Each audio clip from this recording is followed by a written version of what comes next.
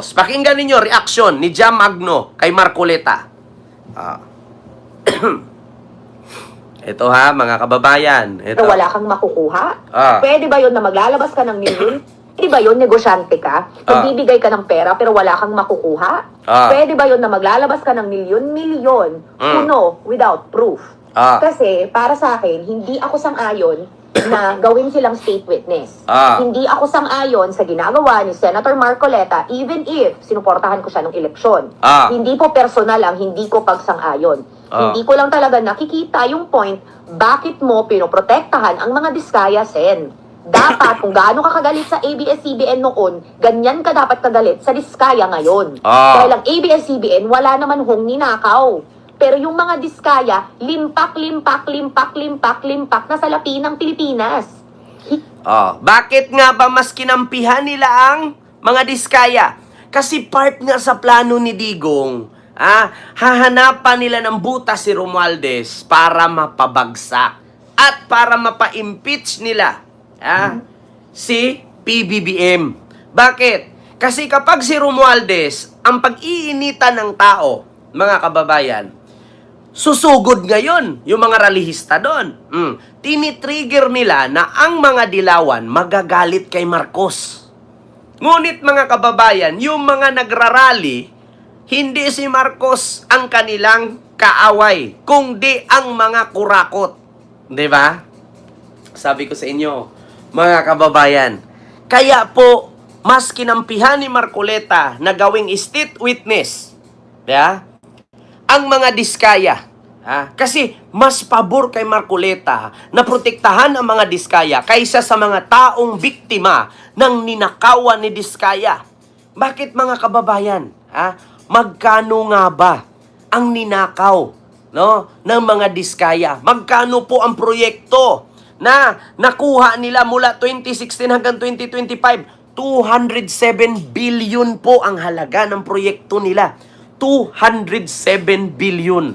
Alam nyo ba kung gaano kalaki ang 1 billion? Ilang bundle ng 100 of thousand yan? Nako, continue natin. Hindi ka dapat ang nagsasabi, number one, hindi ka dapat ang nagsasabi na protektahan sila. Dapat ikaw ang nagsasabi na ibalik nila yung pera na ninakaw nila. Ikaw dapat ang mangunguna dahil ikaw dapat ang pumoprotekta sa amin dahil binoto ka namin. Kaya hindi ko maintindihan na bakit parang pinagtatakpan mo sila. Yan. Hindi ho po pwede nakakalabanin mo si Senator Tito Sotto dahil lang ayaw niyang suportahan ang gusto mo dahil ang gusto mo hindi naman talaga kasaang sang-ayon. Hindi po. Ayoko po. And again, it's nothing personal. The Diskayas should be persecuted. The Diskayas should give back what they stole. They should provide proof. Pwede ba yun, negosyante ka? Magbibigay ka ng... Ito, ipakita ko sa inyo mga kababayan. Kung gaano kalaki ang nakuha ng mga Diskaya according sa tanong ni Pampilo Lacson sa asawa ni Diskaya. Ito na, mga kababayan. May ads lang. Tapos maririnig mo kay Marcoleta nagprotektahan ang mga Diskaya. Paano yung biktima ng mga Diskaya? Tayo, taong bayan. Eto. Mula 2016 hanggang ngayon, nakamagkano na kayo kontrata? Ayan. Infra, wag na yung flood control lang. Ayan na. Lahat, basta yung kontrata nyo sa DPWH, nakamagkano na kayo? Ang kaya ko lang pong sagutin yung kay... Yun na, yung lahat ng firms, mag-asawa kayo eh. Nag-divest na po kami, Your Honor, doon sa ibang mga company. Divest before. Basta from 2016 to... Gusto mo sabihin ko kung magkano? Ayan. 207.25 billion. Diba? 207.25 billion. 200 billion plus ang nakuha nilang kontrata, mga kababayan. Kaya yung nakita ninyong 80 ka mga luxury cars sa ilalim ng bahay nila at 600 million halaga ng dalawang bahay nila, ay yung isa lang, hindi pa kasali yung isa. 600 million po ang halaga ng mansion niya. Hindi pa kasali yung isang building sa kabila. Hindi pa kasali yung mga luxury cars na nagkahalaga ng milyones. Not only 10 pataas ang halaga ng bawat sasakyan. 10 million. Kita ninyo? 207 billion ang nakuha nilang kontrata mula 2016 hanggang 2025. Nag-umpisang nag-boom or nag-click ang kanilang business. 2017, 18, 19, 20, 21, hanggang 2019. Napakataas. 26, 17, 18, 19, 20. Sa loob ng 5 years, bilyones po ang kinita ng mga diskaya. Tapos ngayon, mas priority ni Marcoleta na protektahan ang mga diskaya at hindi niya hiningi yung 2016 onward. Ang hiningi niya ay 2022 onward. Bakit? Kasi pagtakpan ang mga Duterte. Kita ninyo yan? Mas priority ni Marcoleta ang buhay ng mag-asawang diskaya kaysa sa buhay ng mga Pilipino na inanod sa baha, nalubog sa baha, namatay sa baha, naghirap sa baha. Binuto ka ng taong bayan, hindi ka binuto ni diskaya lamang. Magkano ba? Nagtatanong lang po. Bakit? Kasi planado nga nila na kapag nabigkas ang pangalan ni Romualdez, nabigkas ang pangalan ni Saldico, quits na lahat. Kasi ang point dyan, mag-resign si Romualdez or mag-resign si Saldico. Tinaon pa nila na si Saldico nasa Amerika para ipaalam nila sa mga DDS, no? Para i-manipulate nila ang DDS na tumakbo si Saldico. Di ba? Nagkataon na si Saldico nasa Amerika nagpagamot. Minamanipulate nila, ginamit nila ang kapangyarihang bobo para maniwala ang mga putang inang bobong DDS na supporter nila na tumakbo na si Saldico, lumayas na, ginarga at dinala lahat ng pera. Tapos, nag-resign na si Romualdez kasi natakot ng kuyugin.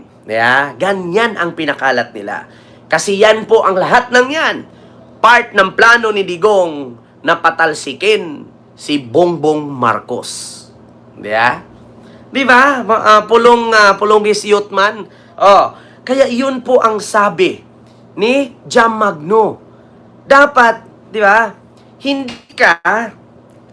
Hindi mo pinaburan ang mga diskaya. Ang pinaburan mo dapat ay yung taong biktima nila.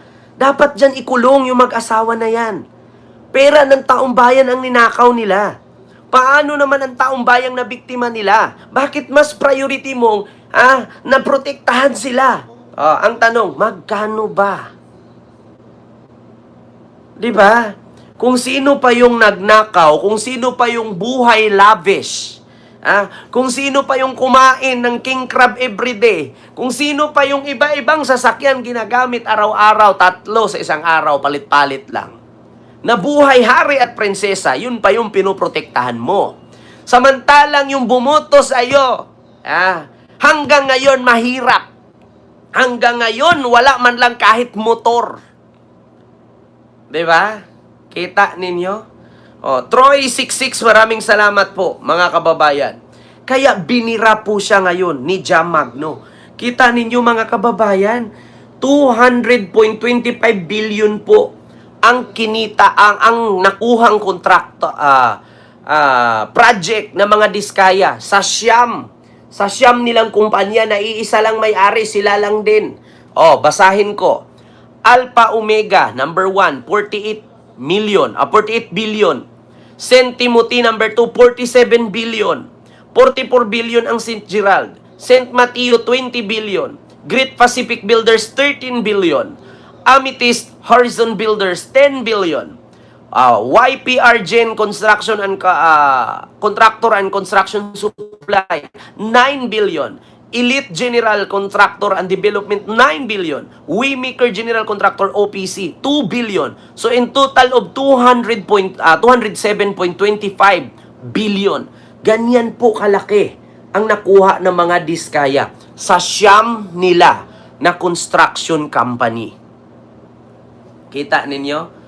Tapos, mas priority ni Marcoleta na i-secured ang mga diskaya kasi buhay nilang nakasalalay kasi 17 congressman daw ang nilaglag ni diskaya. So, Natatakot siya, baka patayin ang mga diskaya ng 17 congressman, pero hindi siya natatakot na ilang taong pinatay dahan-dahan ng mga diskaya, ang pamilyang Pilipino, na nagugutom at naghihirap dahil sa baha, sa putang inang kubra nila ng kubra.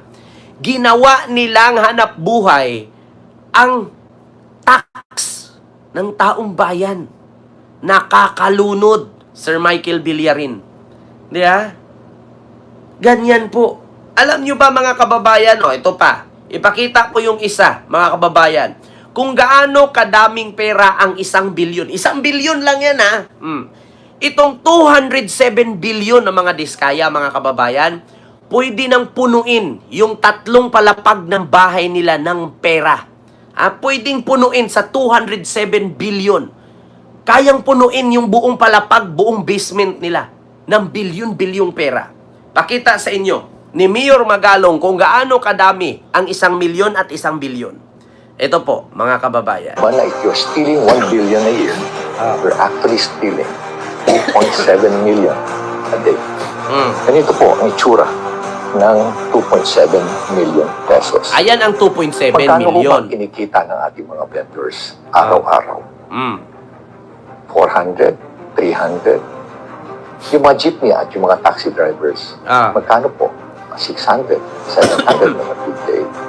Magkano po ang allowance ng mga kabataan ngayon? 25 pesos, 50 pesos, 100, 150. At ano naman po ang ating mga sundalo na ang kanilang allowance para sa kanilang araw-araw na pagkain sa 350 pesos lang. At nakikipaggera pa po yan ngayon. Habang ang mga tiwaling government officials nagnanakaw ng 2.7 million a day. A day. Wala pa akong paksyan. Nung nakarang araw, nakita po natin ang mga perang nakapatong po sa mga lamesa during congressional hearings. Para malaman po kayo, magkaroon kayo ng idea kung gaano po ang halaga nito. Sa 1 milyon, ganyan po ang itsura niya. Ganyan ang 1 Sa 5 milyon. million pesos, ito naman po ang itsura niya. Ganyan ang 5 milyon. At ang 10 milyong piso, ito naman po ang itsura. Ganyan ang 10 milyon. At ano naman ang dimension ng 1 billion piso? Ayan ang 1 Pag bilyon. in-stack mo ang 1,000 peso bills, 5 feet by 5 feet Take by note. 4 feet. Diba? At dito po malinaw. Ganyan kalaki ang 1 bilyon. Mga kababayan, ganyan karami. Halos hanggang dibdib ni Magalong ang 1 bilyon na pera. So paano pa ang 207 bilyon? Kayang punuin buong bahay nila. Wala na silang mapapasukan. Wala na silang madadaanan. Yung 3 palapag, mga kababayan, yung 3 palapag na bahay ni Diskaya na nagkakahalaga ng 600 milyon, hindi na nila pwedeng tirhan. Kung lahat yun ay cash, yung 207 billion na pera na yun, ganyan kadami, 1 billion pa lang yan. Paano yung 207 billion? Mga kababayan, take note 1 billion pa nga lang yan, halos sakupin na yung buong opisina ni Magalong. Paano kung lagyan mo dyan ng 10 billion yan? Wala nang madaanan si Magalong dyan, puno na.